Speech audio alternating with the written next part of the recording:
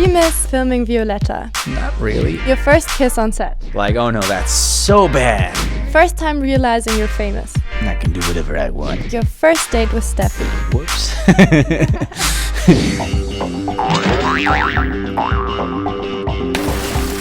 Hallo und herzlich willkommen bei Bravo Web TV. Ich habe hier heute den Jorge Blanco zu Gast. Hi Jorge. Hey, how are you?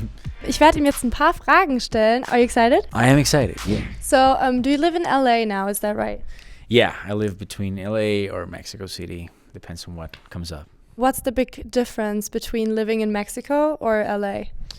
I mean, culture is different, you know, a lot of things. It's I think it's way harder to make friends in LA for some reason. Yeah, I don't know, people are more into like their own lives and that's it. And I think in Mexico we're way like warmer. You know, once you meet somebody and you like them, you're actually going to call them back like in a week to invite them to some party or anything. So that's one of the things that when I got there I was like, okay, this is different. You know. So did you have any problems with finding friends there? At the beginning, yeah, it's just hard. Everybody's like super nice, but then they don't like open up easily, you know, to actually like make friends or something. But then I started like meeting people that I knew from mutual friends, and then we created our own like group, and then now it's a fun city. Very nice. Yeah. And do you have any advice on how to recognize fake friends? Well, I'm specifically really good at like on first impression, I like kind of grab right away what the people are about. But I don't know. I would say it's easy to see them. You know, it's like they're way too nice to be true. You know, it's like, you're full of it. How often do you see your family? Depends. It changes. Lately, I've been seeing them every 3 months, more or less. Yeah. Do you miss them? I do miss them all the time. I miss my brother. We've been always like, we used to be like super, super close when we lived together. Now it's harder. Do you miss filming Violetta? Because it ended in 2015, so it's 3 years now without filming it. Not really. I mean, not in a bad way. I'm saying like I think it lasted. No, it lasted what it needed to last. You know, you cannot. I mean, it can get a little exhausting, like doing the same part for like so many years. So I think it was a perfect timing for what it lasted. I do miss my friends, that's for sure. I miss my friends from the show, and I do miss being, you know, on set. That part I do miss, but I think the story ended in a perfect moment. You know? And then do you still talk to your co-stars? And if yes, who is the person you talk most to? After 4 years, we're like a family. We're like pretty much like brothers. And lately, the one I've been talking the most with is Ruggiero. Well, that's what people would expect. Yeah, it is. It's true. We talk here and there, like whenever we feel like, you know, like, hey, what's up? Let's catch up. You know, how you've been. So, yeah, it's good. And do you think there's going to be a song with Tini maybe one day? Not at the moment. I think we've both been trying to, in our ways, trying to do first our own thing, you know, to make people like really realize and get to know each other, you know, her and her project and her music, and me, myself, the same thing. And I think until we get that like super, super, super strongly, then I think we can finally be like, okay, now we can do something together, you know, without taking it directly to like the characters, you know, because it takes some time to get rid of that, you know. Not because we want to, it's just like it's not that anymore. Like I'm Jorge now, I'm not the character. So okay, so maybe in the future. Yeah, why not? I love what she does, and it's like my sister, like I said, and yeah, we have fun every time, and it's my pleasure working with her. So you released your new single. What is it about? Can you tell me a little something about writing it? Yeah, well, like you said, I released Te la dedico, and it's exciting, and it's probably the deepest song I've released so far. It's 100% a heartbreak song, but with a total, not vengeance, but totally like it's, the title of the song means I dedicate it to you, but it's not in a positive way, being like, you, because you did this to me, you're this and that and that and that, I dedicate it to you, you know. It's totally like, you know, so it's a pretty deep song, but I think we all go through those rough times, so I thought it'll be nice to have a song dedicated to that people as well, not just good stuff. Like, okay, there's people that need to know their truth as well. So why not? Let's give that to the audience. So it's about your own experiences? Not completely. I mean, I've put some of feelings I've had in some parts of my life probably, but I like grabbed a bunch of different situations, a bunch of different stories I've got inspired from, like from friends or anything. Like another writer that he was in the session with me, he was going through a rough time as well, so that helped a lot. And just put a lot of different experiences in it and put it out there. Not everything that said the lyrics have happened to me, luckily. So not this one person that you think. No, it's not nobody specifically that did all that luckily for me, so I didn't go through that. So if anybody did, I'm sorry, but if they did, there's a song for you. Send it. What do you think is the difference between your music now and like 2 years ago? Yeah, there is a difference. I mean, that's part of being an artist. You know, you're trying to like innovate yourself. You grow. You grow. You change, exactly. So probably there's a lot of like even songs that I wrote 3-4 years ago, and I could be like, yeah, they're good songs, but probably not for me now. You know, they're no longer it's no longer what I am now. It's no longer what I think, where I'm standing. And yeah, well, apart from that, the fact that they used to be 2 years ago, it was just all English. Now I have Spanish music as well. In some way, starting with English was a way of saying like, okay, I'm going to do this as well. You know, I've always been a big fan of like the culture in English music as well. So I wanted to present that to people because I'm going to keep doing that, you know, and then the Spanish was going to come anyway. I'm Mexican, so it's part of me. So I'm definitely going to keep releasing both languages from now on. Awesome. We're excited. So now we're going to play a little game. Okay. And it's called My First Times. Okay. Sounds fun. Please use these emojis to express your feelings about these little questions I have for you. So, what was your first time being in front of a camera like? Probably this. Yeah, and when I saw myself in camera, was like, oh no, that's so bad. Really? I used to be very shy, so my confidence was just not there at all. And when I saw myself like in an interview or anything, I was like, that's really bad. Like I could see all the insecurity running through every particle in my body. I was like, no, I can't do that anymore. So I had to work on it. Do you remember what it was? What TV show? It was the first reality show I ever did. It was a thing for High School Musical Mexico. Yeah.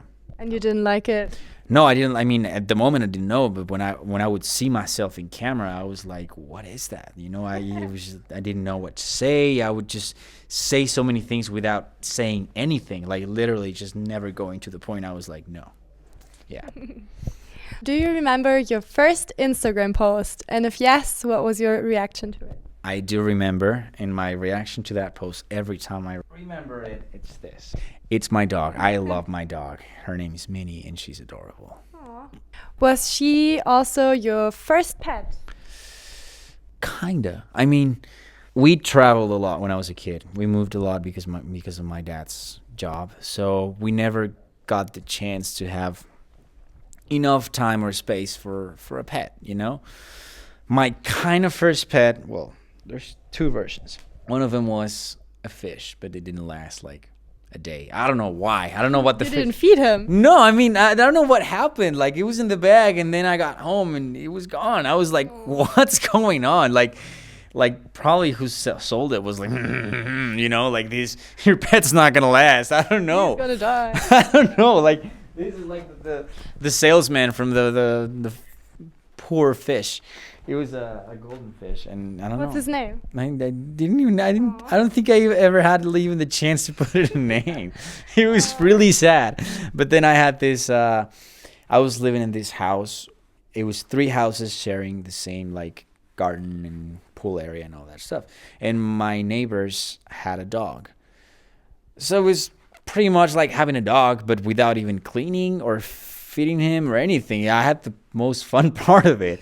So I was always with that dog. His name was Duque, and it was really fun. And then like my like official first pet, it's actually Minnie. Minnie. So, Okay. And your first phone?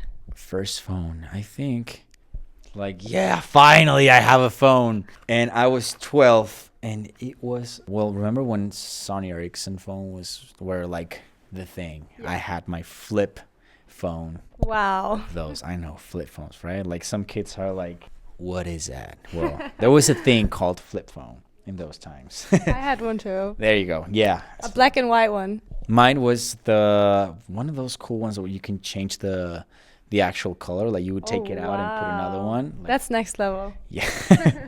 Yeah, that was a really cool one. It was blue, but then got stolen. Your first time in the hospital? Oh my God, I'm born. That was literally my first time in the hospital, wasn't But it? after that. Okay. I'm terrified. I've been trying to overcome it lately, but I'm terrified to needles. So every time I had to go to the doctor, I was like, no way. Like my dad had to give me a present every time I go there because there was no way to convince me it was a good idea to go there. It was really bad. And even like I remember once he gave me like this, it was like a PZ Tarzan video game, and he gave it to me before I was sitting down about to get this, and I literally destroyed the whole box with the anxiety, and I was so terrified I broke the whole thing. That's one of my terrible nightmare experiences as a kid. Your first kiss on set? First kiss on set, let me think about it. For some reason I was very chill about it.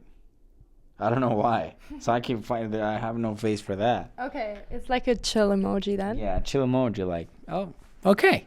Because it was not my actual first kiss, you know, like I did that before, luckily. So, but I think my first kiss on set was on Violetta. Really? Yeah, it was my first kiss. With who? With Tini, and she was very nervous because it was gonna be her first kiss on set, but she was like 14 or something. Oh, wow. So. And Yeah. what did you do to make her feel better? No, I was just trying to be super chill with her. You know, I never I let her take her time and like everything, and I tried not to make it a big thing, you know, because she was going through her own thing. But yeah, I think it turned out great. But yeah, I was pretty chill about it. I was like, yeah, I'm just acting, you know? Yeah, I'm acting. Okay. First time realizing you're famous? Ooh, this. Why? Why? I was in a show for Disney before Violetta, the one I did before that. It's a show that it was called Cuando Toca la Campana, translated to As the Bell Rings. There was an American version. It was called like that. And we went to this concert people from Disney gave us tickets to. It was to see the Jonas Brothers and Demi Lovato. They were on tour for the Camp Rock thing. Me and friends, like it was Steffi, another friend, and I, we both were in that same show. It was like in a regular area, you know, in front.